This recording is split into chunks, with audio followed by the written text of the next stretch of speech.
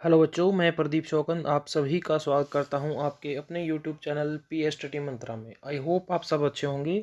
प्यारे बच्चों, जैसा कि आपको पता है हम हमारे 4 लेसन बड़े अच्छे से कर चुके हैं और आज हम करेंगे हमारा 5वां लेसन जो इतिहास का, जिसका नाम है ईसाईयत एवं इस्लाम, उदय और टकराव। जैसा कि नाम से ही पता चलता है, इस अध्याय में हम एक तो ईसाईयत धर्म के बारे में पढ़ेंगे कि उसका उदय कब हुआ, और एक इस्लाम धर्म के बारे में पढ़ेंगे कि उसका उदय कब हुआ और किसने इसकी स्थापना की। जैसे कि हमने भारत में जैन धर्म और बौद्ध धर्म के बारे में पढ़ा था, उसी प्रकार हम ईसाईयत और इस्लाम धर्म के बारे में पढ़ेंगे। उसके बाद हम पढ़ेंगे इनके उदय के बाद हम पढ़ेंगे इनके टकराव के बारे में, यानी कि इनके आपस में जो संघर्ष हुए, जिनकी जो लड़ाइयाँ हुई, जिन्हें हम क्रूसेड के नाम से जानते हैं, तो उनके बारे में हम पढ़ेंगे। तो चलिए आज का अध्याय हम शुरू करते हैं। सबसे पहले हम पढ़ेंगे ईसाईयत के बारे में। देखिए, ईसाईयत आधुनिक विश्व का एक बड़ा मत है। इसकी स्थापना ईसा के प्रथम शताब्दी में कब हुई? प्रथम शताब्दी में। अंडरलाइन करना, प्रथम शताब्दी में। किसने की? जीसस ने की। किसने की? जीसस ने की, जिन्हें ईसा मसीह भी कहा जाता है। अंडरलाइन करना बेटा, ईसा मसीह भी कहा जाता है। जो मैं बोल रहा हूँ कि ये शब्द अंडरलाइन करने हैं, उनको सिर्फ उनको अंडरलाइन करना है, ठीक है। इस मत का उदय एशिया माइनर के फिलिस्तीन प्रदेश में, अंडरलाइन करना, फिलिस्तीन प्रदेश एक प्रदेश है, एक देश है जिसका नाम है फिलिस्तीन। एक छोटा सा देश है जहां पर ईसा मसीह ने, जिसे जीसस कहा जाता है, प्रथम शताब्दी में ईसाई धर्म की स्थापना की। इस प्रदेश में यानी फिलिस्तीन में यहूदी लोग रहते थे। कौन से लोग रहते थे? यहूदी धर्म के लोग रहते थे। इसी क्षेत्र में नजारेत नामक स्थान पर, किस स्थान पर? नजारेत, अंडरलाइन। 6 ईसा पूर्व में, यानी 6 ईसा पूर्व में एक यहूदी परिवार में ईसा मसीह यानी जीसस का जन्म हुआ। इनकी माता का नाम, अंडरलाइन करना, मरियम, और पिता का नाम जोसेफ। माता का नाम मरियम, पिता का नाम जोसेफ थे। उन दिनों फिलिस्तीन का प्रदेश रोमन सम्राट किसके अंडर में था? यानी रोमन सम्राट के अंदर में, जिसका नाम था ओक्टेवियन सीजर के राज्य का अंश था। यानी उस समय जो फिलिस्तीन देश था, जहां पर यहूदी लोग रहते थे, जहां पर जीसस का जन्म हुआ, वहां रोमन सम्राट थे ओक्टेवियन सीजर। नाम याद रखना, ओक्टेवियन सीजर। ईसा मसीह ने यहूदियों में नए संप्रदाय का प्रचार आरंभ कर दिया। वह कहते थे कि हमें पृथ्वी का स्वर्ग बनाने का यत्न करना चाहिए तथा पृथ्वी पर स्वर्ग का राज्य स्थापित करना चाहिए। परमेश्वर पर आगे है, परमेश्वर सबका पिता है, उसके सामने सब बराबर हैं। धीरे धीरे बहुत से लोग ईसा मसीह के शिष्य बन गए। जैसे कि भारत में बौद्ध धर्म और जैन धर्म को लोग अपनाने लगे थे, वैसे ही फिलिस्तीन में जो यहूदी देश था, जहां रोमन सम्राट का ओक्टेवियन सीजर का राज्य था, वहां पर इस धर्म को अपनाने लगे। धीरे धीरे बहुत से लोग ईसा मसीह के शिष्य बन गए और वे ईसाई कहलाने लगे। यानी कि बौद्ध धर्म को मानने वाले बौद्ध कहलाए, उसी प्रकार जैन धर्म को मानने वाले जैन कहलाए, और हिंदू, जैसे कि आपको पता है सनातन धर्म था। सनातन यानी कि जिसका न आदि है न अंत है। इसी प्रकार जिन लोगों ने ईसा मसीह की बातों को माना, ईसा मसीह के जो शिष्य बने, वो ईसाई कहलाए। जैसे सिख धर्म में आपने पढ़ा होगा, सिख का मतलब शिष्य। जो गुरु नानक देव जी के शिष्य थे वो सिख कहलाए थे। वैसे ही ईसा मसीह के जो शिष्य थे वो ईसाई कहलाए। क्या कहलाए? ईसाई। वे एक ईश्वर के अतिरिक्त अन्य देवी देवताओं को नहीं मानते थे। जैसे कि हिंदू धर्म में होता है बहुदेववाद, हमारे यहाँ 33 करोड़ देवी देवताएं माने गए हैं, लेकिन ईसाई धर्म में सिर्फ एक ही ईश्वर को माना गया, एकेश्वरवाद कह सकते हैं हम। दूसरी ओर जो सम्राट सीजर था, कौन था? सम्राट सीजर ने रोम में निरंकुश राज्य की स्थापना की। निरंकुश मतलब कि उसके ऊपर किसी का कंट्रोल नहीं था। उसके साम्राज्य के लोग सम्राट को भी देवता के रूप में पूजा करने लगे। जनता उसे साक्षात देवता मानने लगी। लेकिन ईसा मसीह अपने अनुयायी का मतलब फॉलोवर में प्रचार करता था कि ईश्वर तो एक है, हमें अन्य देवताओं की पूजा नहीं करनी चाहिए। ईसा मसीह सम्राट की पूजा का विरोध करता था। साम्राज्य के अधिकारियों ने इसे देशद्रोह माना, ईसा मसीह को कैद कर लिया और उन पर ईश्वर का पुत्र कहलवाने का आरोप लगा दिए और उन्हें क्या दे दिया? मृत्युदंड दे दिया। आपने फोटो वगैरह में देखा भी होगा, इस प्रकार के निशान पर ईसा मसीह को आपको मौत के घाट उतारे हुए दिखाया हुआ है। चर्च वगैरह में इसकी जो फोटो होती है, मूर्तियां होती हैं, इसी प्रकार मिलेगी। ठीक है, तो ईसाई धर्म के बारे में हमने पढ़ा, इसकी स्थापना के बारे में हमने पढ़ा। किसने की? जीसस ने की। किसने की? जीसस ने की। नाम क्या है? ईसा मसीह। पिता माता का नाम मरियम, पिता का नाम जोसेफ। कब हुआ? 6 ईसा पूर्व। कहाँ पर? फिलिस्तीन में। कहाँ पर? फिलिस्तीन में। कौन से लोग के धर्म रहते लोगों कौन से धर्म के लोग रहते थे? यहूदी। किसका शासन था? ओक्टिवियन सीजर का। किसका था? ओक्टिवियन सीजर का। आगे हम अगर बात करें तो आगे ईसाई के प्रचार, मतलब प्रचार कैसे हुआ, कैसे दुनिया में पूरे ईसाई धर्म फैला। तो जीसस यानी कि ईसा मसीह के अनुयायी ईसाई कहलाए। अंडरलाइन करना। जीसस के समय उनके मत का प्रचार केवल फिलिस्तीन में था। जब तक वो जिंदा थे सिर्फ फिलिस्तीन में जानते थे ईसाई धर्म को। उनके उपदेश बाइबल में। अंडरलाइन करना। ईसाई धर्म का पवित्र ग्रंथ क्या है? बाइबल। चलो बताओ, हिंदू धर्म का पवित्र ग्रंथ क्या है? बिल्कुल, गीता। वैसे ही मुस्लिम धर्म का, इस्लाम धर्म का जो प्रमुख है ग्रंथ है वो क्या है? वो क्या है? कुरान है। उसी प्रकार ईसाई धर्म का है बाइबल। बड़ी संख्या में लोग ईसाई भिक्षु बन गए, ईसाईयत का प्रचार करने लगे। जीसस का सादगीपूर्ण जीवन उनके लिए प्रेरक बन गया। धीरे धीरे ईसाईयत का प्रसार फिलिस्तीन प्रदेश के बाहर भी होने लगा। ईसा मसीह के प्रमुख शिष्य, अंडरलाइन करना, शिष्य थे इनके संत पाल और संत पीटर। संत पाल और संत पीटर इसके प्रमुख शिष्य थे। जीसस के मत का सबसे अधिक प्रचार किया इन्होंने ही। इनके प्रचार के कारण ईसाई मत अन्य स्थानों पर फैलने लगा। किसके कारण? संत पौल और संत पीटर के कारण। उसके बाद सम्राट जो सीजर के बाद सम्राट कॉन्स्टेंटाइन और ईसाईयत 306 ईस्वी में सम्राट कॉन्स्टेंटाइन रोम का सम्राट, मतलब सीजर के बाद जो नया सम्राट बना, इस समय रोमन साम्राज्य पर जर्मन जातियां आक्रमण कर रही थी। जर्मन देश की जो जर्मन जातियां थी वो आक्रमण कर रही थी। इनके आक्रमणों से साम्राज्य की दशा खराब हो रही थी। सम्राट ने अनुभव किया कि साम्राज्य की रक्षा के लिए जनता की सहानुभूति प्राप्त करना उपयोगी होगा। अतः उसने जनता में लोकप्रिय धर्म को स्वीकार कर लिया, जिससे उसे साम्राज्य की ईसाई जनता का समर्थन मिल गया। अब ईसाई मत रोमन साम्राज्य का संप्रदाय बन गया। यानी कि जिस प्रकार श्रीलंका ने अपना राजकीय धर्म अपनाया हुआ है, बौद्ध धर्म, जैसे कि इंग्लैंड वगैरह यूरोपियन कंट्रियों में ज़्यादातर ईसाई धर्म को अपनाया हुआ है। जैसे कि अगर आप भारत देखेंगे तो भारत एक धर्मनिरपेक्ष देश है। यानी कि हमारे यहाँ सभी धर्म क्या है? बराबर हैं। कोई भी हमारा राजकीय धर्म नहीं है। पाकिस्तान कैसा है? एक मुस्लिम कंट्री है। उन्होंने जो राजकीय धर्म है वो इस्लाम को अपनाया हुआ है। राजकीय आश्रय पाकर ईसाईयत ने अपूर्व उन्नति की। यानी जैसे ही उसको राजकीय धर्म का मान्यता मिली तो उसकी ग्रोथ होनी शुरू हो गई। सम्राट कॉन्स्टेंटाइन पूरा जीवन ईसाइयों का विरोधी रहा। हालांकि वो विरोधी था, लेकिन जब उसे पता चला कि जर्मन जातियां आक्रमण कर रही हैं बार बार, उसने अपनी स्थिति को कमजोर होते हुए पाया, तो उन्होंने लोगों की सहानुभूति पाने के लिए, सहायता पाने के लिए उनके फेवरेट जो धर्म था ईसाई, उसको अपना लिया। किंतु विद्रोह का अंत करने के लिए उसने अपनी मृत्यु से कुछ समय पहले ही ईसाई मत अपना लिया। इसे ईसाई इतिहास के लिए अति महत्वपूर्ण घटना माना जाता है, क्योंकि इसके बाद ईसाई मत रोमन साम्राज्य का धार्मिक मत बन गया। रोमन साम्राज्य की ताकत पाकर ईसाई मत पूरे संसार में प्रचार और प्रचार कर सका। अंग्रेजों का, जैसे कि भारत में अंग्रेज आए थे, ईस्ट इंडिया कंपनी आई थी, उनका भी एक उद्देश्य क्या था? उनका भी एक उद्देश्य है व्यापार करने के साथ साथ ईसाई धर्म का प्रचार करना ही था। उसके बाद है ईसाई मत की संस्थाएं कौन कौन सी थी?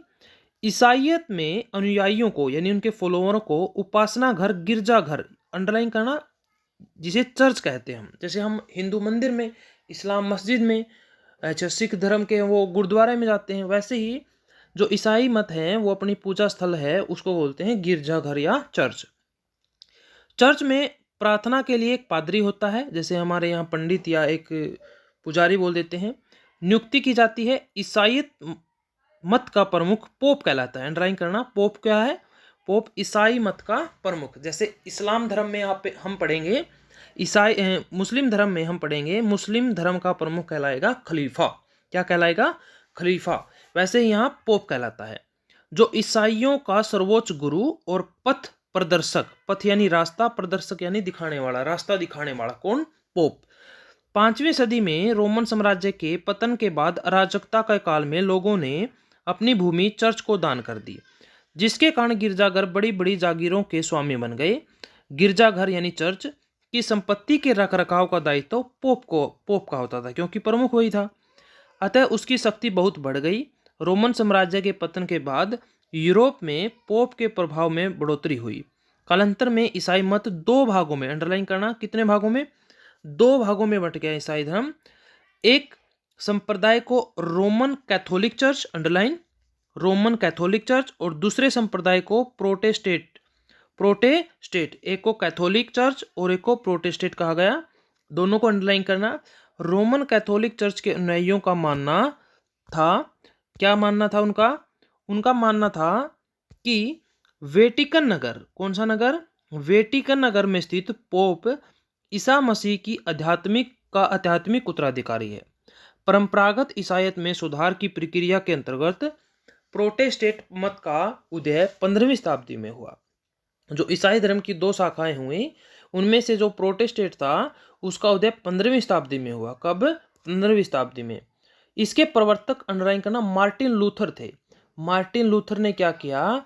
जो पोप के जो भ्रष्टाचार फैला हुआ था जो चर्चों में, गिरजाघरों में, उसको उजागर किया, लोगों के सामने लेके आए और एक अलग शाखा खोली जो ईसाई धर्म की, जिसे प्रोटेस्टेंट कहा गया। तो प्रोटेस्टेंट की स्थापना है जो शाखा की, वो उसके प्रवर्तक थे मार्टिन लूथर। यह संप्रदाय उदारवादी दृष्टिकोण का पक्षधर था, उदारवादी थे ये। प्रारंभ में दोनों ईसाई गुटों में खूनी झगड़े हुए, इनमें लाखों लोगों की जान गई।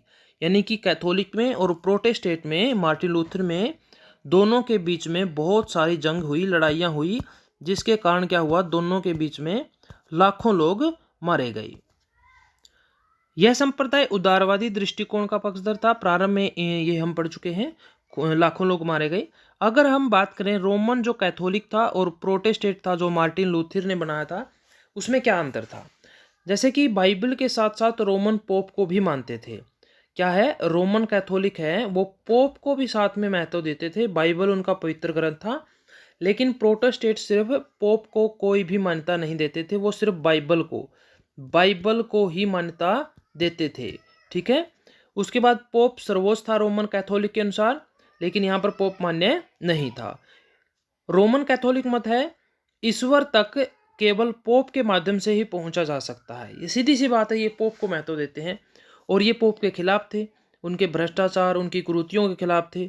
ईश्वर तक पहुंचने के लिए किसी माध्यम की आवश्यकता नहीं, ये मानना किसका था? प्रोटेस्टेंट मत का, मार्टिन लूथर वाले का। तो इसमें सीधा सा क्वेश्चन आ सकता है कि रोमन कैथोलिक मत और प्रोटेस्टेंट में अंतर बताओ। एक क्या है? बाइबल और पोप दोनों को महत्व देता है, एक सिर्फ बाइबल को महत्व देता है, पोप को नहीं। रोमन कैथोलिक के लिए पोप सर्वोच्च है, इनके लिए बिल्कुल भी नहीं।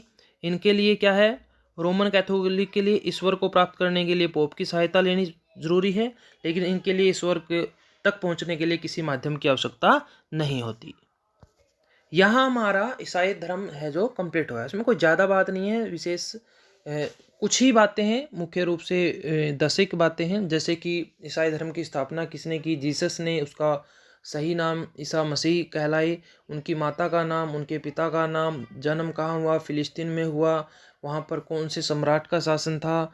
और उसके बाद जो 2 भागों में बटा ईसाई धर्म, उनके बारे में, उनमें अंतर क्या था? ईसाई धर्म के जहाँ पूजा की जाती है उसको क्या बोलते हैं? गिरजाघर या चर्च। चर्च का प्रमुख कौन था? पोप था। बस यही मुख्य 10 बातें हैं। आप इनको याद कर लोगे तो आपसे कोई भी प्रश्न गलत नहीं होगा।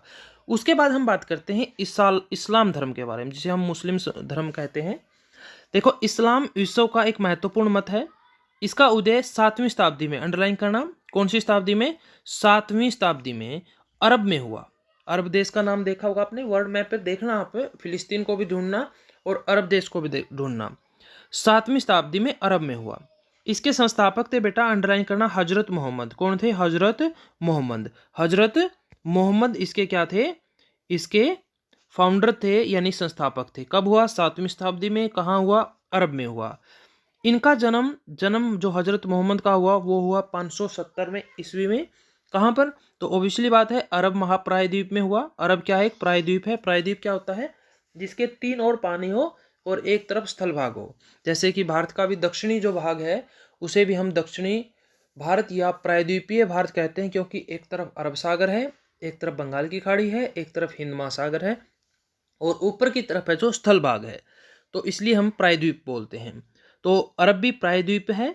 570 ईस्वी में हजरत मोहम्मद का जन्म हुआ, 7वीं शताब्दी में अरब में।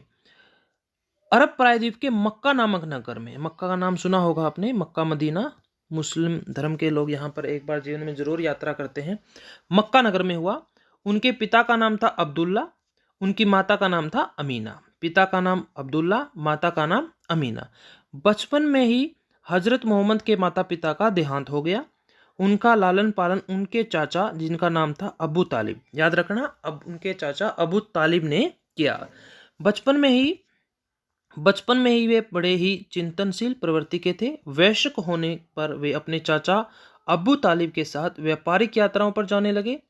25 वर्ष की आयु में उनका विवाह खदीजा, नाम क्या था, खदीजा, नाम क्या था बेटा, अंडरलाइन करना, खदीजा, खदीजा नामक एक धनी विधवा से हुआ जो उनसे लगभग 15 वर्ष बड़ी थी। कितने वर्ष बड़ी थी, 15। तो दोबारा यहाँ तक हम पढ़ते हैं, बात क्या कर रहे हैं हम, इस्लाम धर्म की। तो सबसे पहले किसने की, हजरत मोहम्मद ने की। इनका जन्म 570 ईस्वी में। कहाँ पर, मक्का में। मक्का कहाँ है, अरब में। इनके पिता का नाम अब्दुल्ला, माता का नाम अमीना, चाचा ने पालन पोषण किया अबू तालिब। 25 वर्ष की आयु में विवाह हुआ, किससे हुआ, खदीजा से, यानी उनकी पत्नी खदीजा, और 15 वर्ष उनसे बड़ी थी। ठीक है, आगे हम बात करें तो अरब के लोगों उस समय बहुदेववाद थे, यानी जैसे हिंदू धर्म है बहुदेववाद, बहुत सारे देवी देवताओं को मानने वाला, वैसे विश्वास करते थे। हजरत मोहम्मद प्रार्थना में लीन रहने लगे। मक्का के पास अंडरलाइन करना, मक्का के पास हीरा की पहाड़ी गुफा में। पूछेंगे आपसे ऑप्शन वाले क्वेश्चनों में, एमसीक्यू क्वेश्चन में, वह किस गुफा में हजरत मोहम्मद ने क्या की थी, प्रार्थना की थी, या हम कह सकते हैं तपस्या की थी। तो हीरा की पहाड़ी की गुफा है, हीरा की पहाड़ी गुफा मक्का के पास। बैठकर वे ध्यान मगन होकर प्रार्थना करते थे। मुसलमानों का विश्वास है कि यही ध्यान करते हुए मोहम्मद साहब को, यानी हजरत मोहम्मद को एक दिन जिब्राइल नामक, पूछेंगे आपसे कौन से देवता के दर्शन हुए, जिब्राइल नामक देवता के माध्यम से अपने ईश्वर या अल्लाह का आदेश मिला कि वे सत्य का प्रचार करें। उन्होंने जो उपदेश मक्का के लोगों को दिए वही इस्लाम कहलाया। इस्लाम क्या कहलाया, जो उन्होंने मक्का में उपदेश दिए वही इस्लाम कहलाया। तो यहाँ तक हमने पढ़ा क्या, इस्लाम धर्म की स्थापना हजरत मोहम्मद ने की। कहाँ पर, 7वीं शताब्दी में अरब में। जन्म कब हुआ, 570 में। कहाँ पर हुआ, मक्का में। और पिता का नाम अब्दुल्ला, माता का नाम अमीना, चाचा का नाम अबू तालिब, पत्नी का नाम खदीजा, 15 साल बड़ी थी। तो कौन से पहाड़ियों में, कौन सी गुफा में तपस्या की, हीरा की पहाड़ी में। कहाँ पर है, मक्का में। और कौन से देवता के दर्शन हुए, जिब्राइल नामक देवता के। और जो उन्होंने उपदेश दिए वही क्या कहलाए, इस्लाम कहलाए। आगे है इस्लाम का प्रचार। अब आगे प्रचार के बारे में बात करते हैं कि किस प्रकार मक्का से बाहर इस्लाम धर्म फैला। हजरत मोहम्मद को अल्लाह का पैगंबर कहा गया, अल्लाह का पैगंबर, दूत, जिसे अल्लाह ने पृथ्वी पर प्रचारित करने के लिए भेजा है। किसे, संदेश प्रचारित। उन्होंने मक्का के बहु ईश्वरवादी लोगों को संदेश दिया कि ईश्वर एक है और मैं उसका पैगंबर यानी कि दूत हूँ। अल्लाह के अतिरिक्त कोई भी पूजनीय नहीं है। उस समय यहाँ काबा में देवी देवताओं की मूर्तियों की पूजा होती थी। जब हजरत मोहम्मद ने मूर्ति पूजा का विरोध किया तो मक्का के लोगों ने उसका विरोध किया। मूर्ति पूजा के विरोध करने पर जो मक्का में जहाँ पर उन्हें जन्म हुआ था वहाँ पर लोगों ने विरोध किया। उनके विरोध के कारण उन्हें मक्का छोड़कर कहाँ जाना पड़ा, मक्का छोड़कर मदीना जाना पड़ा, मक्का छोड़कर मदीना जाना पड़ा। इस्लाम में यह घटना हिजरत कहलाती है। पूछेंगे हिजरत क्या है, जो हजरत है वो पैगंबर थे जो इस्लाम धर्म के संस्थापक थे, उनका मक्का से छोड़कर मदीना को जाना हिजरत कहलाता है। मक्का को छोड़कर मदीना जाना हिजरत कहलाता है। और यह घटना कब हुई थी? 622 ईस्वी में। पिछली बार एचटेट के क्वेश्चन पेपर में भी ये क्वेश्चन पूछा गया था कि कब हजरत मोहम्मद ने मक्का को छोड़कर मदीना चले गए थे। 622 डेट याद रखना। और यही घटना हिजरत कहलाई। और 622 ईस्वी में, इसी वर्ष में हिजरी संवत यानी एक कैलेंडर जारी हुआ। संवत मतलब कैलेंडर, हिजरी कैलेंडर यार, हिजरी संवत 622 में हिजरी संवत, ठीक है। उसके बाद अगर बात करें तो मदीना में रहकर हजरत साहब ने अपने मत का प्रचार किया। तो इस्लाम प्रचार में हमने पढ़ा कि जो मोहम्मद थे, हजरत मोहम्मद, वो अल्लाह के पैगंबर या दूत कहलाए और इन्होंने मूर्ति पूजा का विरोध किया, जिस वजह से मक्का के लोगों ने उन्हें वहाँ से निकाल दिया और वे 622 ईस्वी में मक्का से छोड़कर मदीना चले गए। इस घटना को हिजरत कहा गया और इसी समय हिजरी संवत जारी हुई। धीरे धीरे अरब के लोग उनके अनुयायी यानी उनके फॉलोवर बनते गए। आगे है इस्लाम की शिक्षाएं। शिक्षाएं क्या थी? इस्लाम में अल्लाह को ईश्वर माना जाता था और हजरत साहब को उनका दूत। अल्लाह ही उनका ईश्वर है, एकमात्र ईश्वर है, और हजरत साहब उनके दूत हैं, पैगंबर हैं। इस्लाम के मूल मंत्रों को कलमा कहा जाता था। अंडरलाइन करना, इस्लाम के जो मूल मंत्र थे उन्हें कलमा कहा जाता था, जिसके अनुसार अल्लाह के अतिरिक्त कोई भी पूजनीय नहीं है। इस्लाम का अनुयायी दिन में 5 बार, पूछेंगे आपसे, दिन में 5 बार नमाज पढ़ता है, ईश्वर की प्रार्थना करता है, जिसे हम नमाज कहते हैं। क्या कहते हैं बेटा? नमाज कहते हैं, यानी दिन में 5 बार नमाज अदा करता है। नमाज का समय निर्धारित होता है। रमजान के पवित्र महीने में, पवित्र मास में इस्लाम के अनुयायी यानी इस्लाम धर्म को मानने वाले को व्रत रखना पड़ता है, जिसे रोजा कहा जाता है। रोजा क्या होता है? उनका व्रत होता है जो रमजान के महीने में रखा जाता है। और नमाज है जो दिन में 5 बार की जाती है, जिसे ईश्वर की प्रार्थना हम कहते हैं। हजरत साहब ने अपने मत का प्रचार किया तो मदीना के लोग उनके अनुयायी बन गए, जिसके बाद उन्होंने मक्का पर हमला किया और उनको पराजित किया। इसके बाद उन्होंने भी इस्लाम स्वीकार कर लिया। 632 ईस्वी में हजरत साहब की मृत्यु हो गई। 622 में गए थे वो मक्का से मदीना, और 10 साल बाद 632 ईस्वी में हजरत साहब की क्या हो गई? मृत्यु हो गई। 4 पवित्र खलीफा बारी बारी उनके उत्तराधिकारी बने। उनके जो उत्तराधिकारी थे वो खलीफा कहलाए। और कितने बने वो? 4 बने जो उसके उत्तर। उनका मुख्य कार्य है इस्लाम का प्रचार करना, यानी खलीफाओं का। धीरे धीरे जहां खलीफाओं की राजनीतिक सत्ता स्थापित होती गई, वहां इस्लाम का प्रचार होता गया। 11वीं सदी तक इस्लाम यूरोप से लेकर एशिया के एक बड़े क्षेत्र में फैल गया, जिसके कुल कार्यकाल 29 वर्ष यानी 632 से 661 था। प्रथम खलीफा थे, अंडरलाइन करना, प्रथम खलीफा थे वो थे अबू बकर। क्या थे? अबू बकर। अबू बकर को छोड़कर शेष 3 खलीफाओं की उनके विरोधियों द्वारा ही हत्या कर दी।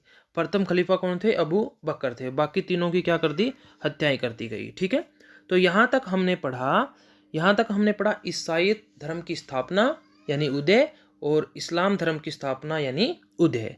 आगे हम बात करेंगे ईसाई और इस्लाम के बीच में जो लड़ाई हुई, झगड़े हुए, जिसे हम क्रूसेड कहेंगे, उसके बारे में। तो अब तक जितना पढ़ाया है उसको एक बार ज़रूर रिवाइज करें। कुछ डाउट हो तो कमेंट में लिखें, मैं आपको ज़रूर उसका सोल्यूशन बताऊंगा, या व्हाट्सएप नंबर पर बताएं, या टेलीग्राम पर आप मुझको संपर्क कर सकते हैं मुझसे। और अगर क्लास पसंद आई है तो शेयर ज़रूर करें, लाइक करें बेटा, और सब्सक्राइब नहीं किया तो सब्सक्राइब ज़रूर कर लें। Thank you, have a nice day, take care.